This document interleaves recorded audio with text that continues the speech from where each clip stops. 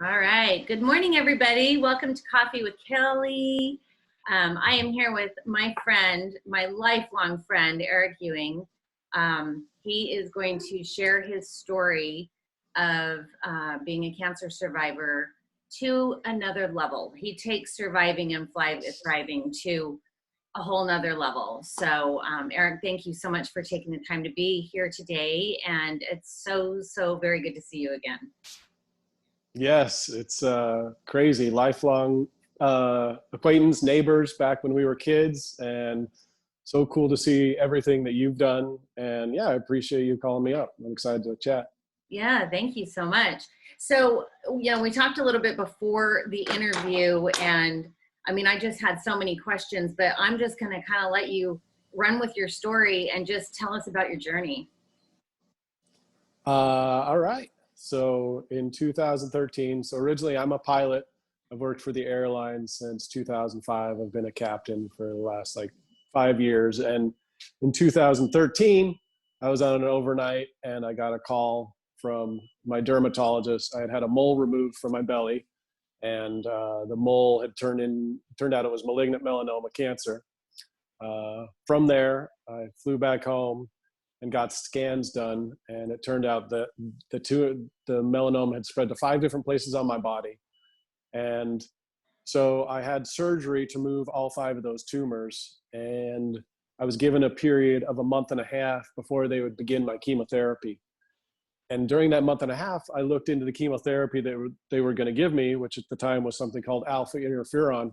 And I looked at all the studies done on it and realized that doing this chemotherapy didn't increase my chances of surviving by 1%. Like, it was right there in the National Institute of Health study that it didn't increase my chances of living 1%. And I thought, wow, I'm going to put something toxic. All it did was extend my life as long as I took this chemotherapy. So if I took it 7 months, it would extend my life 7 months. And my stage was stage 3B, which was about a 40% chance of living. And so they didn't really give me the option. Going down the chemotherapy was more about extension of life, and that just didn't make sense to me. So I looked at any other alternative but that. And looking around, I found something called the Gerson therapy, which has been around since 1950. Invented by a guy named Max Gerson, and he cured his migraine using a certain diet. And then that same migraine cured people with tuberculosis back in 1950. And he went on to use that same diet to cure people with cancer. Again, it's been around since 1950. The premise is you take in lots of nutrients and detoxify, and it's done through juicing, and it's really healed a lot of people. I would say tens of thousands of people have healed themselves of cancer on the Gerson therapy. And there's a great link that we'll post to the Gerson Therapy Support Network if you have any questions. It's a great place to start. So I did the Gerson therapy for 2 years, remained tumor-free, and at the same time I was looking at any studies done that were better than the chemotherapy that I was given. So I was always open to both sides, which I really like to preach in here somewhere, that it's not always one or it's not always the other, And you're referring to Western and Eastern medicine. Western and Eastern medicine, yeah. Okay. So I went 2 years tumor-free, right? And then back to work for 6 weeks, and then had the recurrences. Have I gotten that far? Sorry, I missed my timeline. Yep. Okay. So I had my first recurrence in 2015 when I was taxiing in as a pilot. I was back to work 6 weeks. Found the 2 bumps on my arm and had my first recurrence, even though I had done the Gerson therapy. So that was a little disappointing, and I was pulled back offline because I had to be 2 years tumor-free in order to go back to work as a pilot. So I did the Gerson therapy the first 2 years, and awesome therapy, worked for cancer. And then when I came back second time and had the 3 recurrences over the 2 years, eventually in 2017, my doctor told me I had stage 4B malignant melanoma, which means it had gone to my lungs. So 13 tumors over 2 years. And that's when I was told I had 6 months to live.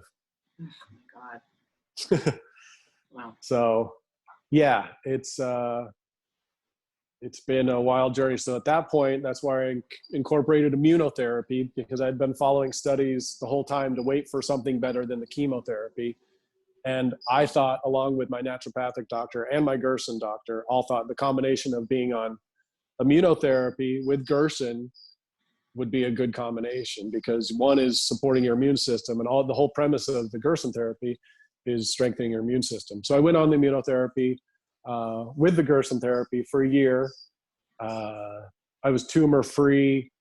Well, let's go with, anyway, when I had stage 4 cancer, I applied to be on the show American Ninja Warrior, because I had the 2 tumors in my lungs. I still had stage 4 cancer when I applied.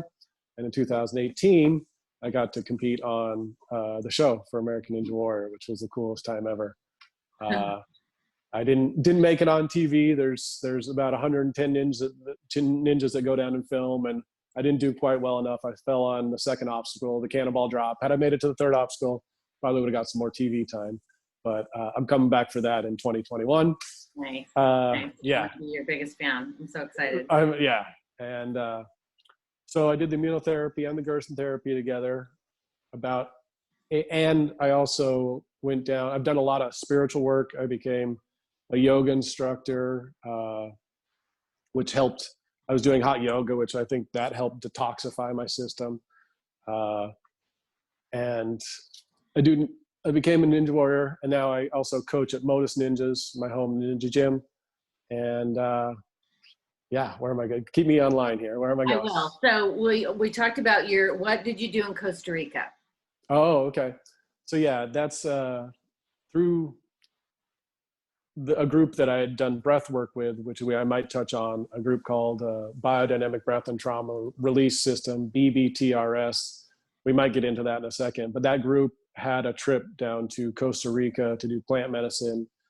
In this case, it was ayahuasca, and it was 14 days of yoga, breath work, and meditation combined with plant medicine in the Costa Rican jungle.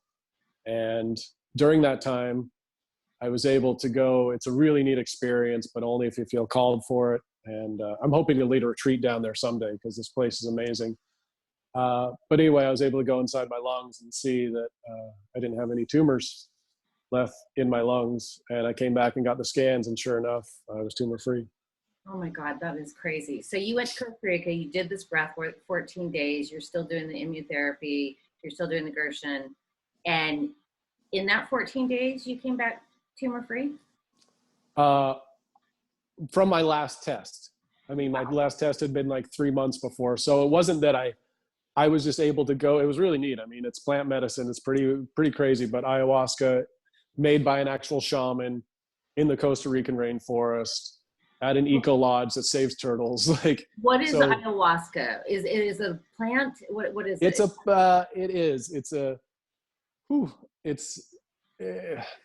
It's a plant medicine made, like, to compare it to any classic drug is just not quite right. It's been around forever. I think it started in South America, maybe Peru, around there. And it's a medicine made from different plants that can cause hallucinogenic effects, but it really is more like soul work overnight. Like, if you're called to ever do the medicine, it's amazing what it did for me.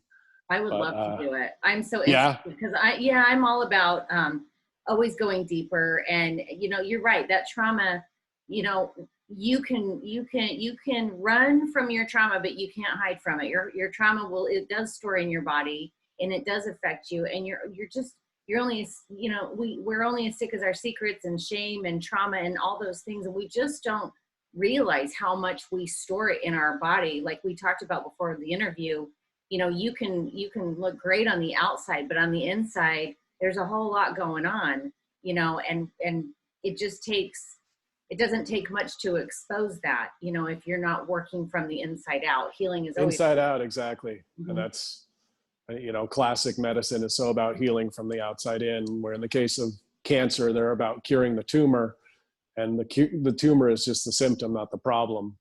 So that's the premise of, I'll have to mention it real quick, is and I'll post a link about the terrain theory versus the germ theory. The germ theory is classic medicine, that the thing that's making us sick is the thing that's in our body, and then you take a vaccine or a bacteria to kill that particular germ, where the train theory suggests that you got to not have an area in which the sickness can grow. And that's the premise of the Gerson therapy, is your immune system so strong that cancer just can't grow in a toxic, in a healthy environment. So you detoxify and you use your own immune system to cure yourself of cancer. Well, I'm really excited. So I got diagnosed with an autoimmune disorder in 2014, and it was really only Western medicine that was going to save my life from me going into liver failure at the time, because it's autoimmune hepatitis, which is still a mystery. It comes from an allergy in the environment. They still don't even know what it is. But I was on prednisone for 5 months, and also I take this azathioprine every day to keep my liver enzymes in check. And I would love to go, and I mean, I've learned, loving myself. And I know that, at least for me, the liver represents a lot of chronic complaining and resentments. And so I had to work through that on a spiritual journey. So yeah, obviously that's why we're in each other's lives, because we're, like attracts like. We're obviously have a lot in common, mind, body, spirit, that way. But I would love to explore that breathing technique and everything that you've done to see if I could possibly heal this autoimmune, because every doctor says, nope, it'll never happen. So Gerson therapy has a great way. Charlotte Gerson, who was the son of Max Gerson, says a great thing about any, what's your It's an autoimmune hepatitis. Autoimmune disease, sorry, autoimmune. So any autoimmune disease is an oxymoron, because the body, if it's in its right stable environment, it won't attack itself. So there's something wrong in the messaging in any autoimmune disease. So Gerson has a great history with Hashimoto's, almost any autoimmune disorder, any chronic disease, and it would be interesting to look into your particular one. And on that Gerson Therapy Support Network site, you can type in things and see if other people have healed themselves of it. But it's not just cancer. Right. It's healed people of a lot of, and most autoimmune disorders. So it's a thought. That's awesome. I kind of want to jump back to thanks. When you were diagnosed, and you actually heard the words, you have a 12% chance of living. I mean, obviously it's like being hit by a train. Like, how do you even process that? And was your immediate knee jerk, like, I'm going to fight this, I'm going to live? Or was it like, oh my God, I'm going to die and this is going to happen? Like, emotionally, where did that take you? So that's a great question. And it's a good point in the journey, because sometimes I skip over that and say 6 months to live, but that's a big deal. That was in October 2017, right around that time. And I competed on Ninja Warrior that spring, still under the 6 months to live that she gave me. But when I was given that news, I'd already done my first round with Gerson. So I knew that she only knew people inside a box given medication. So that 12% chance, and I believe this with anybody with any cancer, if you get off the meat, get off the dairy, get off the sugar, and start eating plants, you're going to take that percentage up no matter what kind of cancer you have, because you're feeding your body immune system. Your body doesn't want meat. It doesn't want to process all that stuff. You want things to flush out of your system. So I knew anyway, knowing the Gerson therapy, that I took that 12% chance and added at least 40, 50%. And then I got more into the spiritual side. And each time I feel like that added a percent. And that's why it's a holistic approach. Like was it the immunotherapy that cured me? It was part of it. Was it the yoga? Was it the meditation? Was it the plant medicine? So I think everybody should tackle their own cancer their own way. My malignant melanoma is completely different than somebody else's in what caused it. Therefore, what heals it has to be your own formula. So when I went from cancer being my enemy to my teacher, which was at that point when I was given 6 months to live, I thought, let's just let it, teach me what I need to do with my body. So that's when I just went all in everything I knew, and it's only gotten better from there. You know what? I love that I love that you just said that. You turned cancer from your enemy to your teacher, because I'm a firm believer that even with my autoimmune and other ailments I've had in my life, like, things show up in our lives to teach us something, and your body you know, it can be something little, and if you don't pay attention, it gets bigger and bigger and bigger until you pay attention to it. And it is trying to teach us. And your body, I think so many of us feel like the body is like the enemy sometimes when things are going wrong and wires are getting, you know, and it really just wants your attention to love yourself more. Love yourself more. You know, I think we all struggle with that, not enough stuff, and not fully accepting who we are, and just embracing the way God made us, like, and embracing even the little physical things that show up for us to teach us. But I love you accepted cancer as a teacher of what it was trying to teach you in your life, and what did you need to learn about your body. I think that is a huge thing for people to know.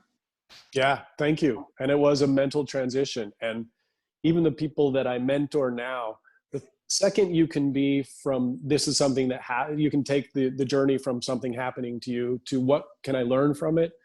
It becomes, the TED Talk I kind of wanted to do was, don't tackle cancer like an American, like oh shoot, what was the old show with Turbo?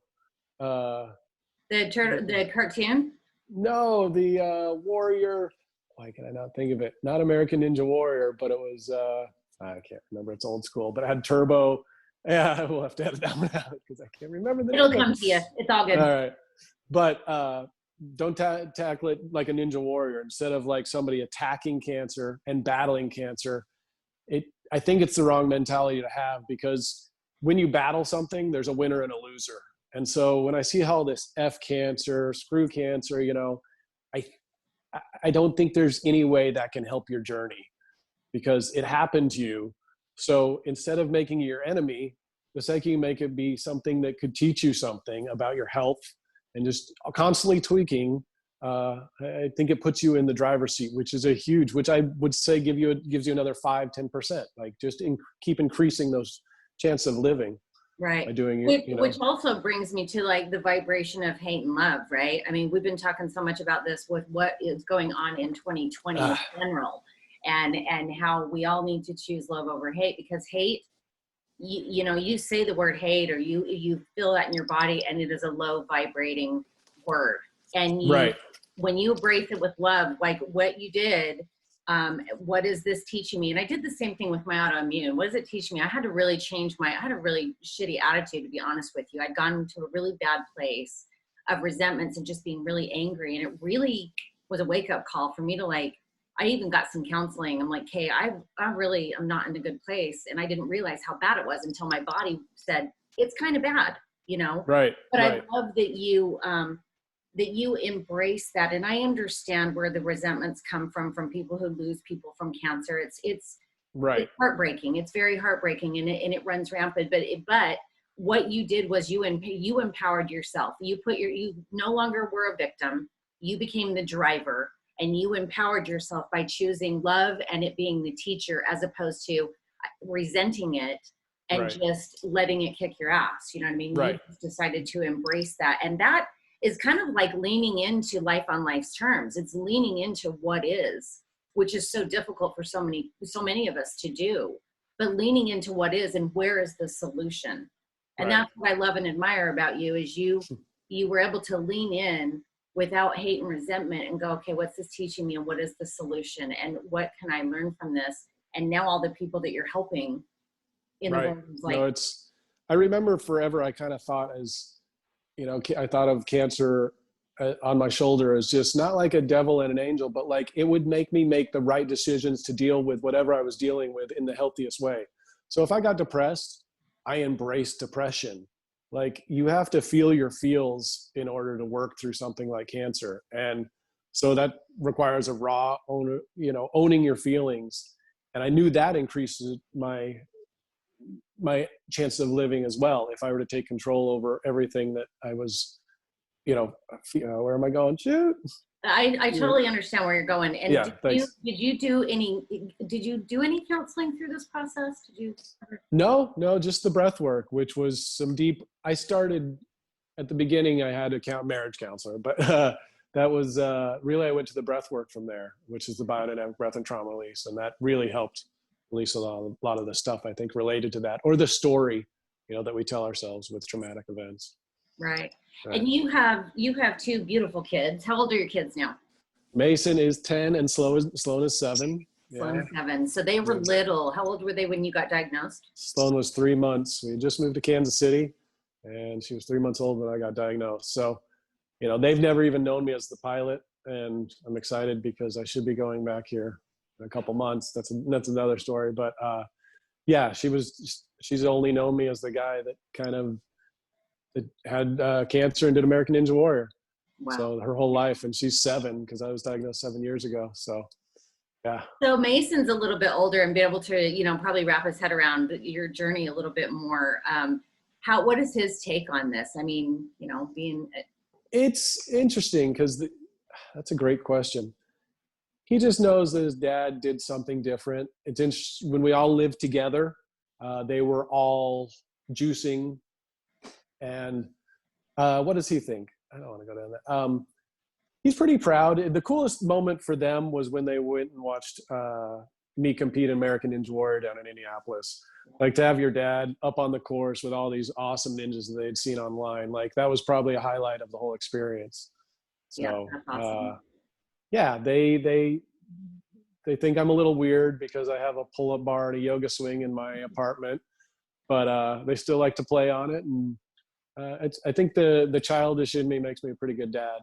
Yeah, that's awesome. That's really I play with my kids a lot. Yeah. So, and yeah. One thing I want to bring up to everybody, and I've seen it over and over, you juiced like 150,000 pounds of carrots. Tell me just a little bit about the carrot journey. Okay, so that's the Gerson therapy. The Gerson therapy is this formula that was invented that long ago to cure people, and it's juicing 13 times a day, every hour on the hour. So it's a lot of work, but I did that for 2 years. And then when I got diagnosed again, I probably did it for another year and a half or so. And I still have my juicer. So when you were juicing and doing Gerson, was that your meal, is juicing? No, you still eat. You still eat. Yeah. 13 juices plus organic plant-based diet. Like I said, you cut out the meat, you cut out the dairy, and Gerson, it's more what you can eat. And you eat mostly things that grow out of the ground. Premise being you flood your body with nutrients, and then you do things to detoxify like coffee enemas. And you do that for 2 years, but it's amazing what it does. Right. So I'm sure getting off coffee, I mean, I can't imagine getting off sugar. I love my chocolate and I love my coffee, but I mean, right. I'm sure I've heard when you get off sugar is so poisonous for us. I mean, and it's so hard to get off sugar. But did you notice what else? Obviously you noticed a big physical change, and obviously you're healing. But what about your mind? Like, when you got off the sugar and all that stuff, did everything just kind of fire in your brain? Oh yeah, for sure. The cleaner I eat, the cleaner I eat, and also meditation. I tell anybody that I'm counseling, if you can start meditation and get control of your thoughts, and realize that the majority of us walk around in thought instead of present in the moment. That was really a big part of my healing. And to your question, I'm not sure I'm staying on task. What would you say? What was your question? I'm sorry.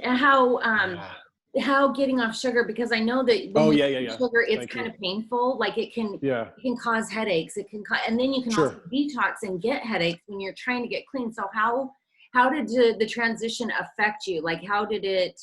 I know that it made you feel better, but your brain, I know that sugar affects your brain. So how did that affect your cognizant thinking? Yes. So on the Gerson therapy, there's 3 different times that you'll probably have something called a healing reaction because you're detoxing so fast. So on the first 3 and I hit them almost to the day, and you're detoxifying all that stuff that you're used to being in your body, and right around 3 weeks, and combined with my cancer, right? So I'm detoxing that.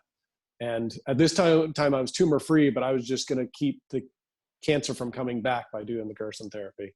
So after the 3 week mark, and then about the month mark, and then just after the month mark, but from that point on, my clarity of thought was, you're right, off the charts.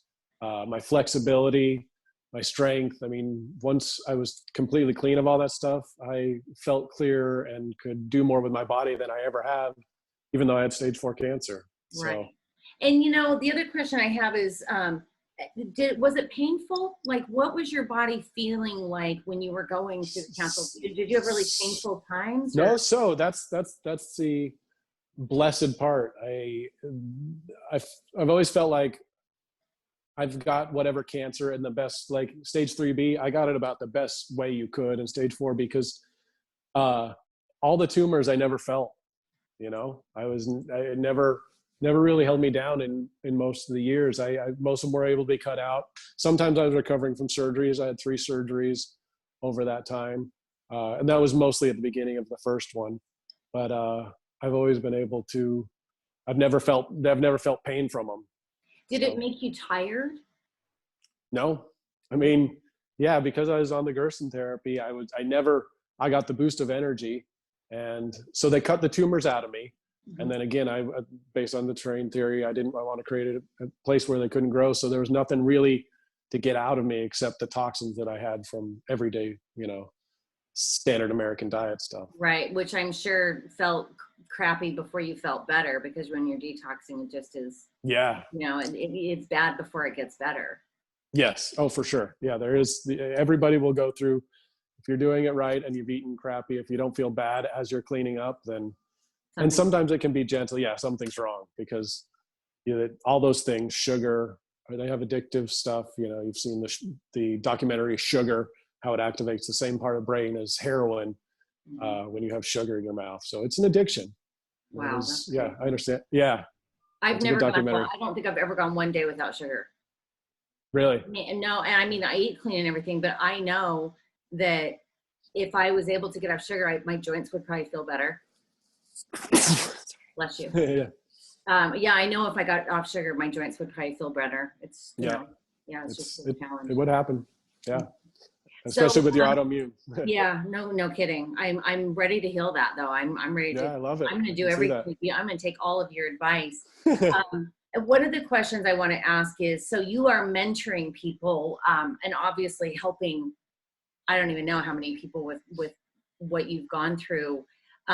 What are, if it's okay to ask, what are some of the things that you, how are you mentoring people? Like, are you just mentoring people that only have cancer? Like, tell me a little bit about the mentoring that you're doing. So that's kind of fallen into me when people have reached out just to ask me questions about my cancer. They'll find my stuff online, either on Instagram at Stage 4 Ninja Warrior or on my Facebook, Stage 4 Ninja Warrior. Or they'll see my story and they'll reach out to me, and just organically, I realize that I've learned a lot on my journey that people want to know about. And which sounds ironic, talking to you, but when you're living this bubble of curing your own cancer, you kind of forget that the stuff you learned is that much different. Because in my mind, I just did what I needed to do to stay alive. Right. But I've realized when I talk to these people that I can be a big help. So right now, I just do Zoom calls a couple times a week with a couple of my clients, coach them through different, whatever their path is. I kind of let them educate themselves on their options. I have some that are on chemotherapy, some that aren't, but my job is just to help them see. And I'd like to, in about 2 or 3 months, I have a great partnership with Yoga Biz that I'm going to be doing an online curriculum course that I'm really looking forward to, because right now I'm not very scalable. But this course, it should be hopefully about 2 months.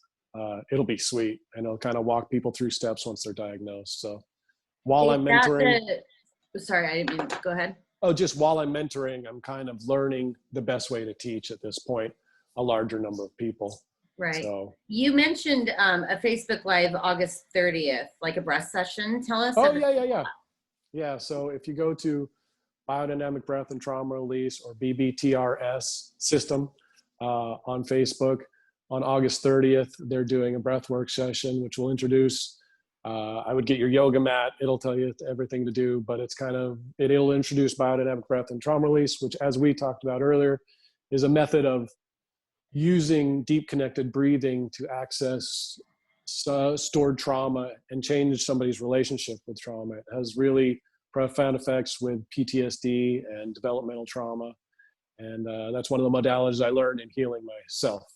And so I've done 14 days in Sedona. Yeah. Does it help with like depression and just all kinds of other things too? Yeah, absolutely. It just has you, it has you rewire through this deep connected breathing, you know, all trauma happened, and nobody's going to tell anybody that their trauma isn't important because it's traumatic to the body. And really, we should thank the body, because it goes in a fight or flight state of mind, and it didn't run away, so it had to process it somehow. And all that trauma gets stored in the body, and it causes sickness, a lot of autoimmune diseases, a lot of the cancers can all be traced to developmental trauma, I believe. And so through this deep connected breathing, you access the trauma and kind of pendulate in back and forth, and eventually it takes the trauma from a charge of like an 8 or a 10, if you remember the story, to like a 3 or a 4. So it doesn't negate that the trauma happened, but it allows you to rewire the brain. And they're doing a Facebook Live on August 30th, and I will post the link in our interview here. But it'd be a great opportunity to introduce if that resonates with you, check it out. Yeah, and I don't know if we mentioned it, but I'm going to mention it again. What I love about what this does is, you said it so eloquently, but you said it helps you release your trauma without reliving your trauma. Yeah. Right? You don't have to. That's exactly. Yeah, because I heard this story one time, like if your trauma was at a door, if you shut the door, it's just going to keep knocking. So you have to open the door. You don't have to let it in, but the more you just realize that it's there, then you have control over the trauma, and it can change you realize that your trauma is malleable, meaning it can change. Your memory of it can change. And we think it's something so fixed because we don't go there, whether it's in our body or in our mind. Everybody knows they get to that place, and sometimes they just won't go there. And this allows your body to go there without your mind necessarily. And you just feel lighter if you have a good session. So, and it would probably, I would imagine it would release not only trauma that you are aware of in your conscious mind, but in your subconscious mind, right? Because it goes, a lot of people don't even know that they don't know. And sometimes the body, you don't know when you're doing these sessions what will come out. You know, it can be, it surprises you. Can't go in with any story. The body will let you know by breathing and just releasing. And it's neat. It'll let you know what story you have. Is there like I've done a lot of breath, a lot of work with my life coach and sweat lodges and things like that. And I've had a lot of emotions come up of some of the work I've done where I'm just like ugly crying, right? That's this stuff. Does this trigger, and we don't need to be afraid of our tears and those emotions, because when your body wants to cry and let it out, you got to let it out, because it's like toxic tears coming out. But when you did this, did you experience any of that emotional stuff? Did any of that arise? Oh my gosh. Yeah, no, and I didn't think that I had a particularly traumatic childhood or anything, but I've realized that trauma is relative. And processing my cancer, it doesn't have to be said story, but when I was doing my trauma work, stuff came up, and I learned more about letting my body talk to my head and that relationship. And I think that's a big part of what cured my cancer is, letting the body, feeling things from the inside out. And that came with the breath work that I did. And you can always rewire stories when you're a kid, and remember things differently. I realized that I was the peacemaker in the family growing up. And so I remembered things from a relatively peaceful point of view, but there was things that were difficult. And so just kind of rewiring that story.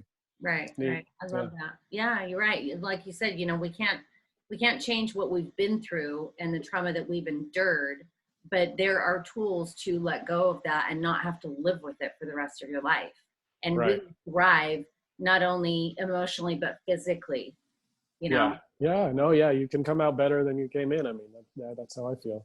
Right. And it doesn't need to take, it's funny how until something comes up and kicks our ass, we're like, oh my God, now we're grasping at straws trying to figure it out. Like, people don't have to wait till something traumatic happens, like autoimmune or cancer or whatever. Like, if you start doing that work early in your life and you were to teach your kids that and just how to release their emotions, because like you said, I had a crazy childhood, a very traumatic childhood. And I remember all the bad things that happened.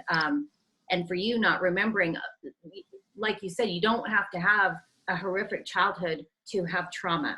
And trauma can come from just a breakup, a divorce. It can come from your dog dying or whatever. I mean, you know what I mean? It comes in, like you said, it's relative. It comes in on so many different levels, and we just don't realize it's there. So it's just, I think, integrating it into a part of your daily self-care, self-love program before you get sick, before something, you can only be the best version of yourself, mind, body, spirit that you could be. So this is for anybody, not just people that want to heal from trauma. No, it's one's proactive, one's reactive. And in our case, we waited until we got the disease, but there's a possible way to be proactive. And that goes with the diet. And then if you want to do self-work, really look at meditation, because it allows us to turn off that place that we're in the majority of the time in a day, which is in our story of who we are, and just be present. Right. That's what's funny? I just have a little story to share with you. But I have been resisting meditating for like the last 4 years. I don't know why. I think there was some things I just wasn't ready to let go, like smoking. I smoked cigarettes for so long. I knew in my meditation I was going to get clarity, right? And I was going to hear from my inner self what I needed to do. And I just didn't want to do it. And I avoided meditating for so long. And I just barely became willing this last week to start meditating again. And I've only been doing little 10-minute online guided meditations. Perfect. But I am getting clarity, and I am just loving the way I'm feeling. I have energy, I have clarity, and I feel like I even have more time throughout my day. I'm not in like that fight flight mode. I mean, just a little bit of meditation and my mind goes nuts in the 10 minutes. It's all over the place thinking about what I'm going to wear today and what am I got going on. But I've learned through a lot of meditating teachers that it's okay if your mind goes nuts when you're meditating, as long as you keep your eyes closed and your spine straight. You're getting the benefit no matter how much chatter is going on in your mind, right? Sure. I think realizing that it's chatter is the answer, because you realize that it's not you. For you to even call it chatter means that you're separating the thought from you, which is the beginning of meditation. That's the beginning of everything in meditation, just to realize that all those racing things aren't you, because 90% of us just walk through life being those racing thoughts. And so with meditation or breath work, you can just stop and realize that those are thoughts, and it's much more centering. And it sounds like you're starting, and that's exactly how I'd recommend 10-minute guided meditations. This is not sitting silent for 10 minutes. That's high grade stuff to get that far. And my favorite app is Headspace. The app, I think it might still be free, but it's a great guided meditation app. I just downloaded that on my phone. Did you? Nice work. Yeah, just last week. He does a great job. There's a TED Talk of him telling his story. The guy who invented Headspace, he was a monk for a bunch of years and then came back and invented Headspace. But cool guy. That's awesome. Okay, so one last thing. So you're working towards doing a TED Talk? Oh yeah, I've wanted to do one for a long time. And I think as I ramp up for American Ninja Warrior 2021, which is really the bid that I'm kind of going for, I've got this premise of telling the TED Talk. Why can I not think of Turbo? And anyway, if you think about it, when I post all this, when you think about it, do it #Turbo. I got it. Yeah, sorry. And just so the premise is not tackling like it's when the American guy, they battle each other with. And there's a winner and a loser in all this. But in Ninja Warrior, I'll go on the Ninja Warrior tangent because I can't come up with that. And everybody's going to comment, duh, you can't think of it. But on the Ninja Warrior tangent, like when we learn a course, each time we fall, the next ninja will help the other guy out, even in a competition. So it's all about each time you fall, you learn from the obstacle and get back up. So you should tackle cancer like a Ninja Warrior, in that these aren't walls to overcome. They're obstacles to get through. And everybody that I know that does ninja has that same. My friend with Parkinson's, Jimmy Choi, shout out to him. He just set the world record with Parkinson's for doing push-ups. Wow. For somebody with Parkinson's, for anybody. He did 31 burpee push-ups in 1 minute. So shout out to him. He just got the world record. He was my ninja inspiration and a hero of mine. He has Parkinson's. He's done 30 ultra marathons, triathlons, one ultra. he's just a badass. That's awesome. Shout out, Jimmy. Yeah, so he was what inspired me to become a ninja. Awesome. Yeah.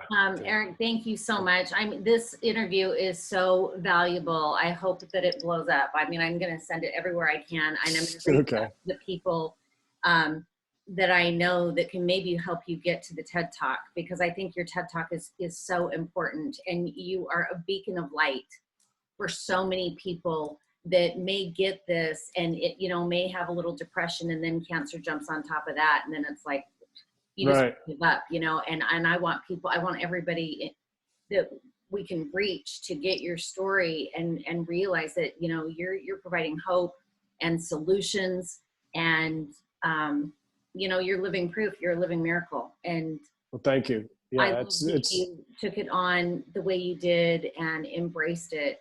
And yeah, I really admire you. It's so good to see you and talk to you. And yeah, it's awesome to talk to you. And thank you for letting me share. And yeah, I've learned so much in a short amount of time, but I really am. This is always the shocking thing that I close with. I'm thankful for my cancer, because had I not gone through it, I wouldn't have learned all the stuff I've learned in the past couple of years. And as healthy as I am now, there's no way I could have seen it, not having gone through what I've gone through. So in the end, I'm thankful for it. Right. In the end, you're living your best life now. I mean, you finally get your wings back. You've got your health. Yeah. I'm going to come back to flying, hopefully by October. Just got my FA medical done, and I haven't flown for the majority of 7 years. So I'm excited to go back, see all my pilot friends at SkyWest Airlines. And I'm super excited to go back to flying. Yeah, that's awesome. Well, thank you so much. And I'll have to, one more thing. Okay. This beard, the goal was, so as a pilot, you can't have a beard. And so I was going to try to once I go back to flying, I'll have to shave it. So the goal, we'll see if I follow through with it, but it's just to keep letting it go burly until I go back to flying, which is like October. So next time you see me, I might be Grizzly Adams. We'll see if I follow through with it. Yeah. Well, you wear it well. So I've seen you for so long. I don't even know what you'd look like without it. So I've never had one because pilots aren't allowed to grow them. So when in my cancer, I was like, oh, look at that. I can grow a beard, I guess. Well, there you go. Right. That's awesome. Yeah. Sorry about you wear it well. Thank you. Awesome, dude. Well, and we will post everything between the two of us. We're going to post all of this information for you guys to be able to find Eric and all of the resources that he's provided here in the interview. And you're a badass, dude. Thank you. Awesome to talk to you. Have a good day. Appreciate it. Okay, we'll see you. Okay.